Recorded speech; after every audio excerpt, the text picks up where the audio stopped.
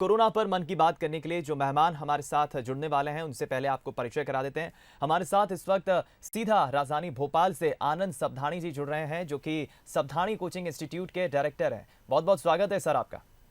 धन्यवाद।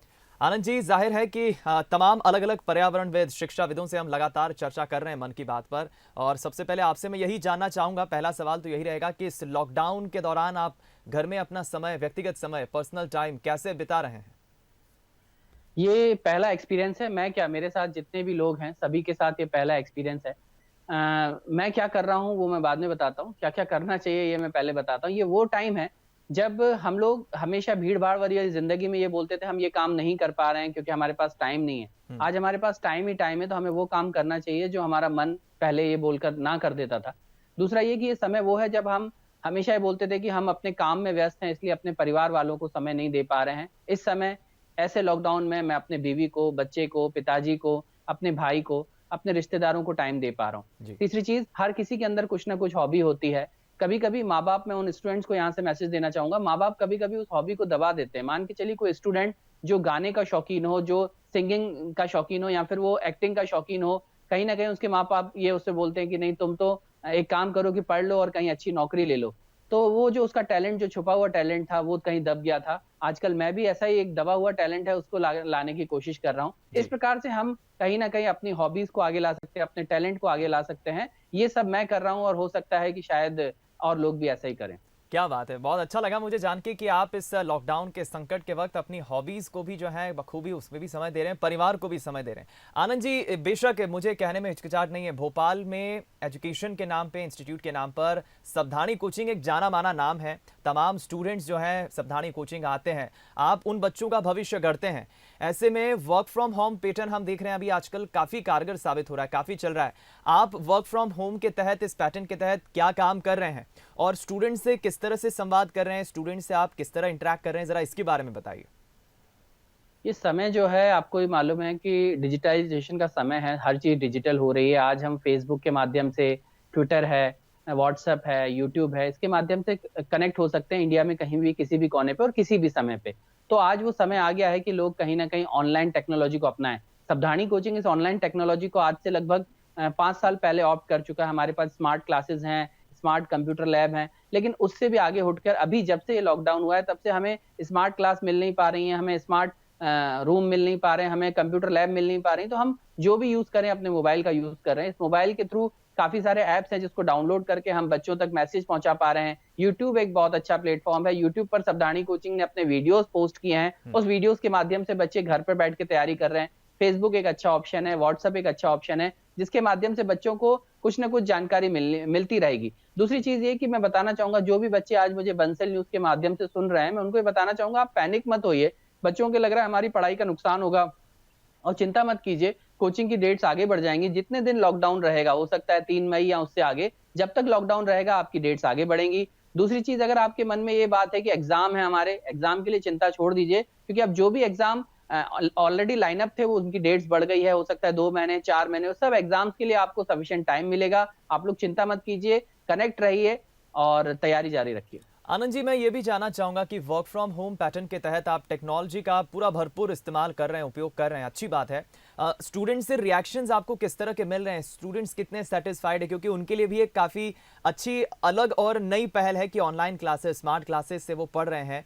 और फैकल्टी से जब आप बात करते हैं, स्टूडेंट से बात करते हैं, तो रिस्पॉन्स कैसा मिलता है? कितना कारगर, कितना हेल्पफुल लग रहा है ये?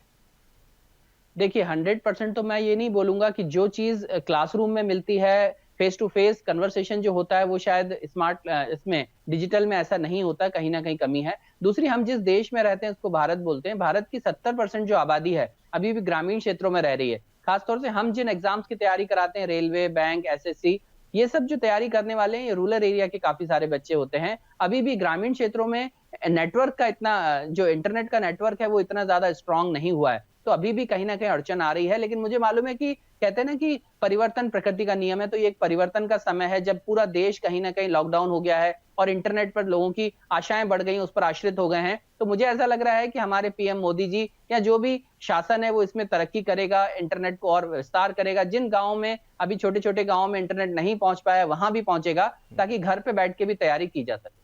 बहुत खूब, ये अच्छी बात आपने कही है।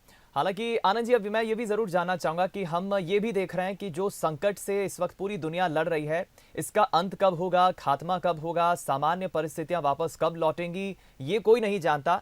लेकिन बेशक आने वाले वक्त में बदलाव हम देख रहे हैं, बहुत कुछ होने वाले हैं। भविष्य में काफ़ी तौर तरीकों में काम करने के जो तरीके हैं, उनमें काफ़ी बदलाव आएगा। किस तरह के बदलाव, चैलेंजेस आप आने वाले वक्त में देखते हैं और किस तरह से उसके लिए आप अपने आप को और क्लासेस को, सप्ताहनी क्लासेस के स्टूडेंट्स को प्रिपेयर कर रहे हैं? मेरे ख्याल से मैंने अभी थोड़ी देर पहले बोला था कि परिवर्तन जो है प्रकृति का नियम है। ये एक परिवर्तन है, एक वो समय है जब हम सबको अपने आप को मनन करना चाहिए, चिंतन करना चाहिए और परिवर्तन आपस में लाना चाहिए। दूसरी चीज, आने वाला जो समय है किसी को भी नहीं मालूम कि ये लॉकडाउन 3 तारीख को हट जाए, और लॉकडाउन अगर हट भी जाएगा तो क्या कोरोना महामारी जो है, जिसको वैश्विक महामारी का दर्जा मिला है, क्या वो इतनी जल्दी खत्म होगी? शायद मैं नहीं बता पाऊंगा, क्योंकि मेरा एक पहले का बिजनेस भी था चाइना में। तो चाइना में जो लोग हमारे परिचित रह रहे हैं वो अभी भी ठीक से नहीं रह पा रहे हैं। उनको भी मालूम है कि दिक्कतें हैं, और ये हो सकता है 3 महीने चले, 4 महीने चले, हो सकता है 6 महीने भी लग जाएं, लेकिन पटरी पर आने में समय लगेगा। आज हम लोगों ने भी इस परिवर्तन से सीखा है, हम भी डिजिटलाइजेशन की तरफ जाएंगे, हम भी क्लासेस को और हाईटेक करेंगे। हो सकता है बंसल न्यूज में भी अपने आप को हाईटेक किया होगा। इन सबके बीच एक बात निकल के आ रही है कि यहाँ पर हमारे देश में 3 तरह के लोग रहते हैं। एक वो जो बहुत ज्यादा अमीर है, एक वो जो बहुत ज्यादा गरीब है, और एक मिडिल क्लास के। मैं इनके लिए भी एक बात बोलना चाहूंगा, जो अमीर है उनको तो शायद कोई दिक्कत आएगी नहीं।